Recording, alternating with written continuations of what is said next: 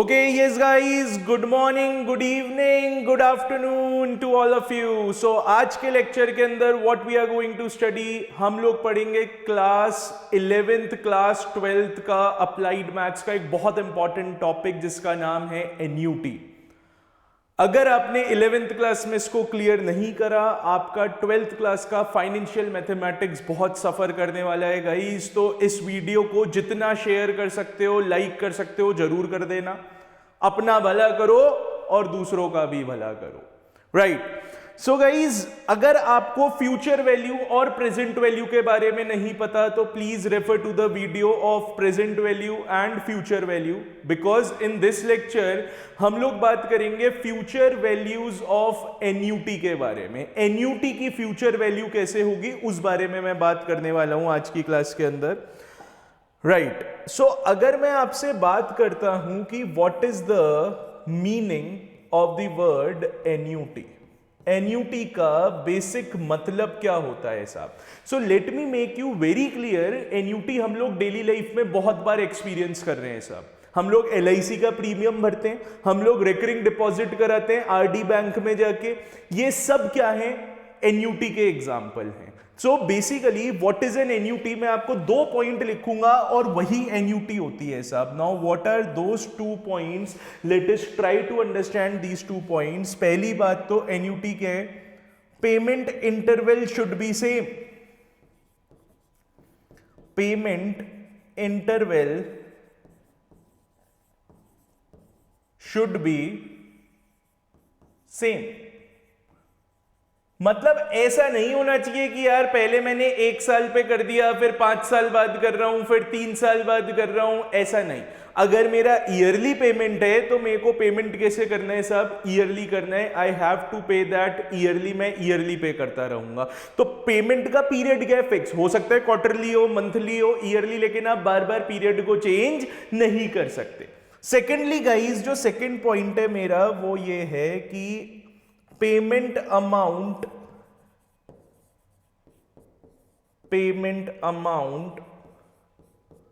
Should be same. आपका payment का amount भी जो होना चाहिए वो क्या होना चाहिए साहब? सेम होना चाहिए। ऐसा नहीं कि आज तो 2000 रुपए आ गए, 2000 ले ले, कल 500 थे 500 ले ले, ऐसा नहीं चलेगा। आपका पेमेंट का अमाउंट भी सेम होना चाहिए हर बार, और पेमेंट का टाइम पीरियड भी क्या रहना चाहिए? आपका फिक्स रहना चाहिए गाइस, ठीक है। So this is the basic meaning of the word annuities. अब गाइज मैं आपसे बात करता हूं what are the different types of annuities जो हम लोग एनकाउंटर करने वाले हैं यहां पे। सो बेसिकली गाइज 2 तरीके की एन्यूटीज होती हैं। There are 2 types of एन्यूटीज।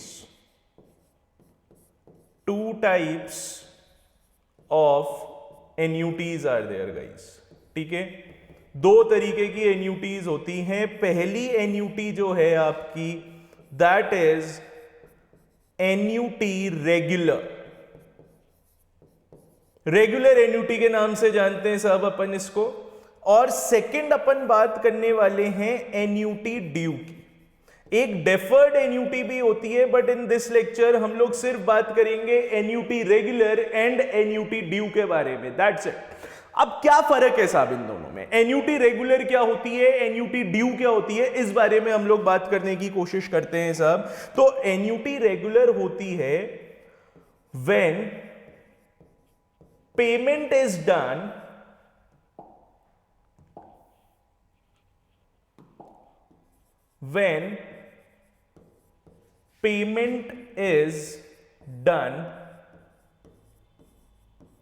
at the end of period. मैं भी समझाता हूं आपको साहब इसका मतलब क्या है। पहले मैं लिख रहा हूं एन्यूटी ड्यू क्या होता है? When payment is done at the beginning of period. Wow, beginning of period. अब इसको समझने की कोशिश करना पड़ेगा। मान लो तुमने भाई साहब किसी को घर अपना रेंट पे दे डाला, तो ऐसा थोड़ी है उसको कहोगे नहीं नहीं पहले तो तू 1 महीना रुक जा आराम से, फिर मेरे को रेंट दे देना, ऐसा तो नहीं करेंगे ना हम लोग। हम क्या कहेंगे, भैया पहले एंट्री है तो पहले अगर जनवरी के मंथ में एंट्री है 1 तारीख को, तो 1 तारीख को ही पहले मेरे को पैसा दे दे। That means payment is done at the beginning of the period. तो ये क्या हो गई, एन्युटी ड्यू हो गई, क्योंकि रेंट का अमाउंट क्या चलता है, हर महीने महीने सेम ही चलता है, कुछ सालों तक तो सेम चलता है, तो I can consider it an annuity. वहीं अगर मैं बात करता हूं रेगुलर एन्युटी की, अगर आप कहीं जॉब करने जाते हो साहब, जॉब करते हैं तो क्या हो रहा है वहां पे, व्हाट इज हैपनिंग, आप पहले 1 महीना काम करते हो, फिर आपको अपनी सैलरी रिसीव होती है, दैट इज एन्युटी रेगुलर। और सैलरी भी साल 2 साल तो सेम ही रहती है, तो again it can be annuity, क्योंकि हर मंथ आ रही है। तो मेरे 2 पॉइंट सेटिस्फाई हो गए, payment interval should be same and payment का अमाउंट भी। भाई इंक्रीमेंट तो थोड़े टाइम बाद ही मिलेगा साहब, ठीक है, और अभी तो बेरोजगारी इतनी बढ़ गई है, तो कोई टेंशन नहीं है।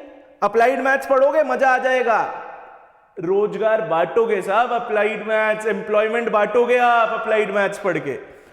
सो annuity regular and annuity due. अब हमारा जो मेन टास्क है साहब इस आज का, वो है we are focusing on future value of annuity regular. Future value of annuity regular. Guys ये टॉपिक ऐसा है, अगर आपने समझ लिया 11th क्लास में, तो 12th में बल्ले बल्ले बल्ले हो जाएगी, बल्ले बल्ले, गारंटी दे रहा हूं बल्ले बल्ले हो जानी है साहब, अगर ये टॉपिक आपने समझ लिया ध्यान से। तो future value of annuity regular, problem क्या है साहब, फ्यूचर वैल्यू क्या होती है, मेरे पास आज 1 लाख रुपए हैं, 10 साल के बाद 5% रेट ऑफ इंटरेस्ट के हिसाब से मेरे को कितना रुपया मिलेगा, that is your future value of 1 lakh रुपए। एक प्रॉब्लम आई मेरी जिंदगी में, मैंने 1 लाख रुपए एक साथ नहीं दिए, मैंने क्या करा, आज 1000 रुपए दिए पहले साल में, अगले महीने फिर 1000 रुपए दिए, फिर 1000 रुपए दिए, फिर 1000 रुपए, ऐसा 20 साल तक करता रहा। मैं जानना चाहता हूं कि इसकी फ्यूचर वैल्यू क्या होने वाली है, what will be the future value of this scenario, क्योंकि ये लमसम अमाउंट नहीं है। जैसे कि म्यूचुअल फंड्स में हम SIP कराते हैं, सिस्टमेटिक इन्वेस्टमेंट प्लानिंग, SIP, तो वहां पे महीने महीने जा रहा है पैसा। बैंक में RD कराते हैं, वो भी महीने महीने जा रहा है हमारा पैसा। तो वहां पे क्या होता है, अगर आपको फ्यूचर वैल्यू सीखना है तो उसके लिए हम एक फॉर्मूला पूरा अच्छी तरह मैं आपको डिराइव करवा रहा हूं, फोकस करिए बस, ठीक है। Future value of annuity regular, that means हमारा पेमेंट कब होगा साहब, at the end of the period. मैं एक टेबल बनाता हूं आपके लिए, और मैं गेम खेल रहा हूं 4 साल का साहब, it is a 4 year game. आप समझिएगा मेरी टेबल क्या क्या कंसिस्ट करेगी। मेरी टेबल का पहला कॉलम है एंड ऑफ ईयर, मेरा दूसरा कॉलम है सब मनी इन्वेस्टेड, कि मैं कितना पैसा इन्वेस्ट करता हूं, और उसके बाद मैं अगला कॉलम बनाता हूं फ्यूचर वैल्यू का। अब आप समझना भाई साहब, आसपास से सबको हटा दो और कंसंट्रेट कर लो इधर। मैं साहब 4 साल का गेम खेलने वाला हूं, I am playing a game of 4 years, मैं 4 साल का गेम खेलूंगा। तो अब क्या है साहब, पहला साल, दूसरा साल, तीसरा साल और चौथा साल, बस मेरा इन्वेस्टमेंट मैं कितने टाइम के लिए देख रहा हूं साहब, 4 साल के लिए कोई इन्वेस्टमेंट करा है मैंने, और मैं हर साल क्या करता हूं, 1 रुपए डिपॉजिट करता हूं। आई एम डिपॉजिटिंग 1 रुपी, ठीक है, बहुत छोटा सा अमाउंट, 1 रुपए का। 1 रुपए को छोटा ना समझना भाई साहब, 100 नहीं 101 की वैल्यू होती है शगुन, ठीक है ना। तो एंड ऑफ द ईयर 1 रुपए, मतलब मैं फर्स्ट ईयर के एंड में 1 रुपए ले जाके डालता हूं बैंक के अंदर। मैं ये जानना चाहता हूं कि ये 1 रुपए जो मैंने पहले साल के अंत में डाले, ये कितने साल के लिए ग्रो करेंगे मेरे दोस्तों, ये 3 साल के लिए ग्रो करेंगे। आप लोग सोच रहे होंगे यार 4 साल के लिए ग्रो करना चाहिए, ये 4 साल के लिए ग्रोथ नहीं करेगा पैसा, ये सिर्फ कितने साल के लिए ग्रो करेगा पैसा, this will grow for 3 years. क्यों, लॉजिक समझिएगा। फर्स्ट ईयर के एंड में डाले तो फर्स्ट ईयर में तो कोई ग्रोथ नहीं मिली ना आपके पैसे को, आपका पैसा ग्रोथ सेकेंड ईयर में होगा, थर्ड ईयर में होगा और फोर्थ ईयर में होगा। That's it. मतलब जो मैंने पहले साल के एंड में पैसा डाला वो कितने साल के लिए ग्रो करेगा, that will grow for how much time, it will grow for 3 years। अब यहां पे मेरे को कंपाउंड इंटरेस्ट दिमाग में आ रहा है, यार 1 रुपए थे 3 साल तक ग्रो कर रहे हैं पैसे, तो यार पता कर लेता हूं ये 1 रुपए का मेरे को 3 साल के बाद कितना मिलने वाला है। तो मैं कंपाउंड इंटरेस्ट, अगर आपने गाइस कंपाउंड इंटरेस्ट में प्रॉब्लम है, फ्यूचर वैल्यू का बेसिक प्रॉब्लम है, refer to those videos also, ठीक है। उनका लिंक मैं यहां पे मेंशन कर दूंगा दोनों वीडियोस का, तो आप जरूर से उन वीडियोस को देख लीजिएगा, राइट। अब मैं ये जानना चाहता हूं कि मेरा यहां पे what will be this 1 rupee become, ये 1 रुपए कितना बन जाएगा आफ्टर 3 years। तो मैंने सिंपल सा फॉर्मूला लगाया अमाउंट का, amount is equals to principal 1 plus r by 100 की पावर n। मैं कह देता हूं साहब रेट ऑफ इंटरेस्ट जो मेरे को मिल रहा है ना वो 6% का मिल रहा है, 6% मेरा रेट ऑफ इंटरेस्ट है पर एनम, कंपाउंडिंग एनुअली है। तो amount will be equal to principal कितना हो गया 1, क्योंकि 1 रुपए ले जाके डाले थे, 1 प्लस r बाय 100 यानी कि 1 प्लस 6 बाय 100 की पावर n। 3 साल के लिए ग्रो करा, इसलिए मैंने n को कितना लिया है मेरे दोस्तों, आई एम टेकिंग इट 3, मैंने 3 लिया है उसको, ठीक है। This is very important. तो amount will be equal to 1, this will be 1.06 का पावर 3, क्योंकि आप समझ रहे हैं ना 6 डिवाइडेड बाय 100 0.06 हो जाएगा, and 1 plus 0.06 it will be 1.06 का पावर 3। अब 1.06 का पावर 3 हमारा कैलकुलेटर निकालेगा, तो 1.06 की पावर 3 जो निकलेगी आपकी, that will B 1.191। That means guys इसका फ्यूचर वैल्यू जो होगा दैट विल बी 1.191। मतलब पहले साल के अंत में जो 1 रुपया डाला गया वो चौथे साल खत्म होने के बाद कितना रुपया बन जाएगा, 1.191 रुपीस बन जाएगा साहब। मैं अगर at the end of second year की बात करता हूं, मैं बैंक जाता हूं, फिर से कितने रुपए बैंक में ले जाके डाल देता हूं साहब, 1 रुपए ले जाके डाल देता हूं बैंक के अंदर वापस से, फिर से मैंने 1 रुपए डाले बैंक में। अब ये जो 1 रुपए डाले ये कितने टाइम के लिए ग्रो करेंगे साहब, it will grow for 2 years only. एक तो थर्ड ईयर में ग्रो करेगा, एक फोर्थ ईयर में ग्रो करेगा। मैं इसके लिए फिर से कंपाउंड इंटरेस्ट लगा देता हूं साहब, क्या टेंशन है। प्रिंसिपल की जगह 1 आएगा, रेट ऑफ इंटरेस्ट वो है ही, बस पावर में क्या आ जाएगा 2 आ जाएगा। अब की बार आप समझ रहे होंगे, this is quite a simple concept. मैं आपको सिर्फ इतना कह रहा हूं करने को कि आप ऐसा कर दो साहब मेरे लिए, सेकेंड ईयर, मैं सेकेंड ईयर को A2 के नाम से डिनोट कर देता हूं साहब, A2, and that A2 guys will be equal to principal 1 plus r by 100 यानी कि 1 प्लस 0.06 का पावर 2, क्योंकि मेरा पैसा 2 साल के लिए ग्रो कर रहा है, मेरे हाथ की बात नहीं है। अब 1.06 का अगर मैं स्क्वायर ले लेता हूं तो आई विल गेट 1.1236, 1.123, ठीक है 1.123, ये हो गया मेरा दूसरे साल का जो 1 रुपया डाला गया था वो चौथे साल में ग्रो होके कितना हो चुका होगा, 1.123 रुपीस हो चुका होगा साहब।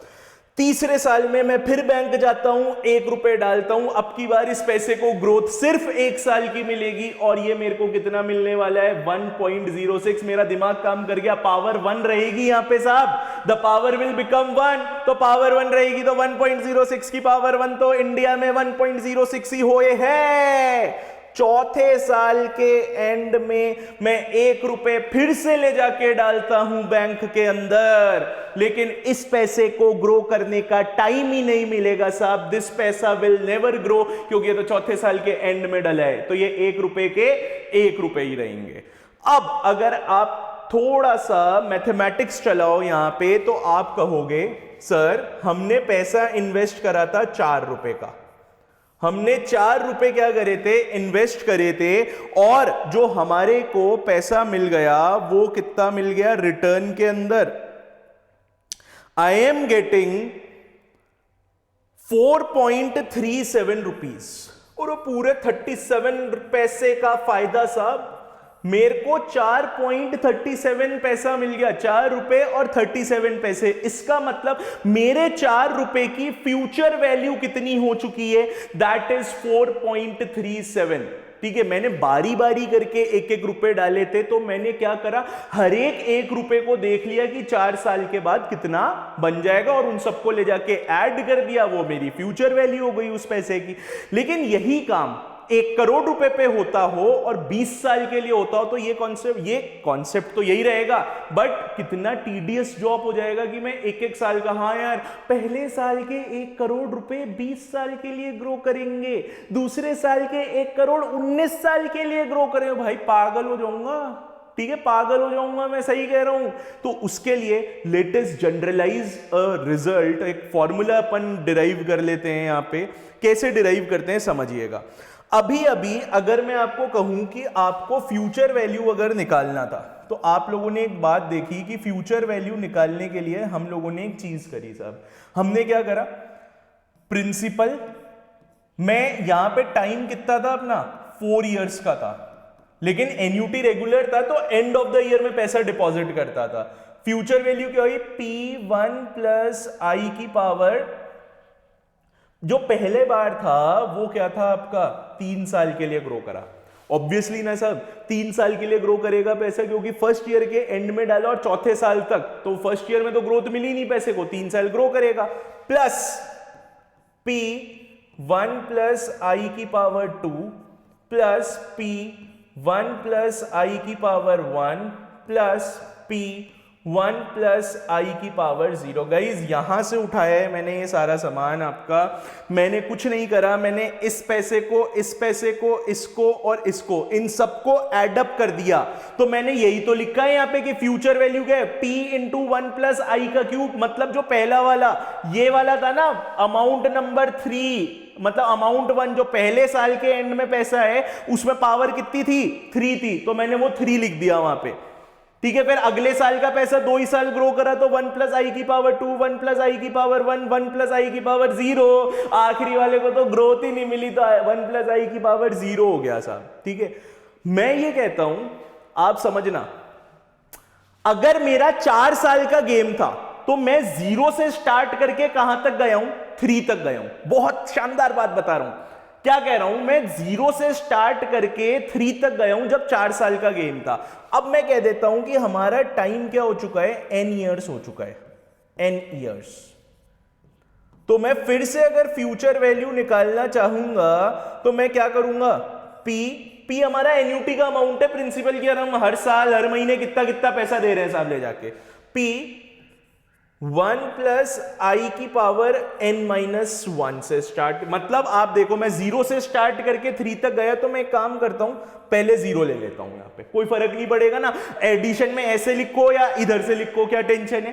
तो P1 प्लस आई की power 0 plus P1 plus i की power 1 plus P1 plus i की power 2, and guys this will go on and on till P1 plus i की पावर n माइनस 1। क्यों n माइनस 1, यहां पे 4 years था, तो last वाला कौन सा है, 3 इयर्स है ना, 4 माइनस 1, तो ऐसे ही n इयर्स है, तो लास्ट टर्म क्या हो गई, n माइनस 1, और ये ऑब्वियसली 0 1 2 n माइनस 1 इयर्स तक जाएगा। ठीक है, अब आप क्या कर सकते हो, future value will be equal to P, ये 1 प्लस आई, किसी भी नंबर की पावर 0 1 हो जाता है, plus P into 1 plus i plus P into 1 plus i का square, and this will be P1 plus i की power n minus 1।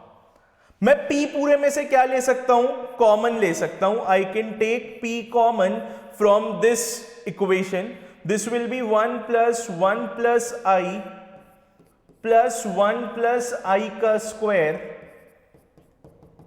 Plus 1 plus i की पावर n माइनस 1। मेरे को अपने पुराने दिन याद आ गए, मैंने कहा कि ये जीपी बन रहा है, ज्योमेट्रिक प्रोग्रेशन।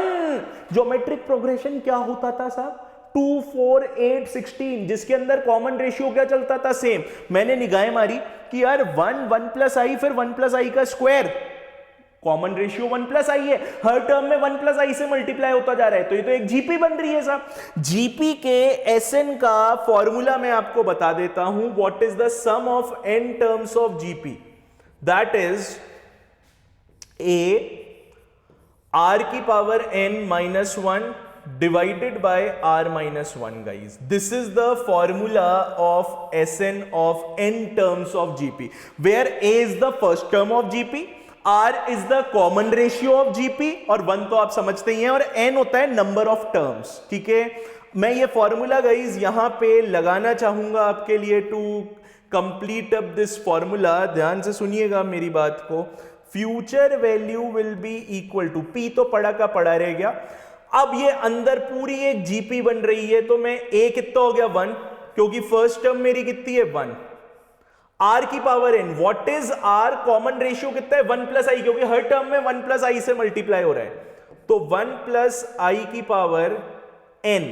यार n होती है number of terms in the GP, GP में कितने नंबर ऑफ टर्म्स हैं। तो यहां पे क्यों आप कहोगे सर n-1 तक जा रहा है यार ये तो, अरे मेरे भाई n-1 तक जा रहा है, लेकिन टर्म्स n-1 नहीं है। क्यों? क्योंकि 1 से स्टार्ट हो रही है, तो टर्म्स कितने n टर्म्स हैं अपने पास यहाँ पे, तो पावर में क्या आएगा n -1 एज इट इज। नीचे कॉमन रेशियो डाला 1 plus I minus 1।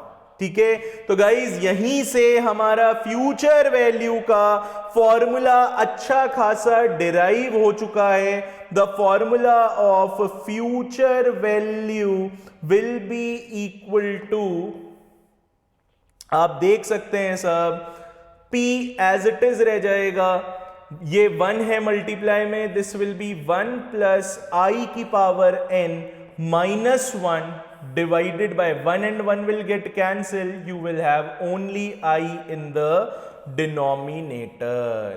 This is the complete formula of NUT regulars future value। NUT regular का future value का formula आपके सामने आ चुका है। Now let me take a very beautiful example। मैं एक छोटा सा example आप लोगों के लिए लेना चाहूंगा कि ये formula कैसे काम करेगा। सपोज करते हैं कि मेरे पास मैं एन्यूटी का अमाउंट जो हर बार ले जाके डालता हूं 100 रुपीज का डालता हूं। कितने साल डालता हूं?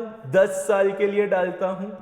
रेट ऑफ इंटरेस्ट मेरे को कितना मिलता है? 20%। एक म्यूचुअल फंड, अच्छा म्यूचुअल फंड है तो ऑन एन एवरेज 20% आपको दे देगा, तो उसके हिसाब से निकालते हैं। मैं हर साल 100 रुपए डाल रहा हूं, ठीक है। तो यहां पे अगर मैं जानना चाहूं कि मेरे इन्वेस्टमेंट की फ्यूचर वैल्यू क्या होगी, आप सोचो 100 रुपए हर साल, तो 10 साल में कितने डलेंगे आपके? 100 इंटू 10, आप कितने रुपए इन्वेस्ट कर रहे हो? 1000 रुपए। You are investing only 1000 rupees in 10 years. मैं ये जानना चाहता हूं वो मेरा 1000 रुपए कितना बन के मिलेगा मेरे को 10 साल के बाद। कौन म्यूचुअल फंड ने क्या जादू दिखाया, आइए देखते हैं। तो फॉर्मूला क्या है?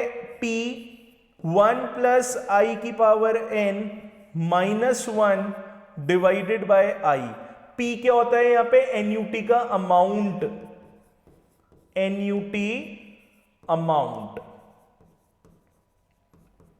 तो अब इसमें अपन क्या करेंगे सब? प्लग इन कर देंगे values. We will plug in, ठीक है। तो प्लग इन करेंगे वैल्यूज तो क्या मिलेगा अपने को? Future value will be equal to what is the annuity amount? That is 100। 1 plus i की पावर n, तो 1 प्लस आई की पावर n हो गया 1। आई कितना आएगा आपका? r बाय 100 होता है तो 2 बाय 10, तो 0.2 यानी कि 1.2 की पावर 10 माइनस 1 डिवाइडेड बाय 0.2। तो अब हमें 1.2 की पावर 10 कैलकुलेट करना पड़ेगा सब कैलकुलेटर से, एंड दैट विल बी 6.19। तो 6.19 माइनस 1 5.19। तो हमारा फाइनली आंसर क्या बनेगा साहब? 100 मल्टीप्लाइड बाय 5.19 डिवाइडेड बाय 0.2, ठीक है। तो finally our answer will be 5.19 divided by 0.2, that will be 2595।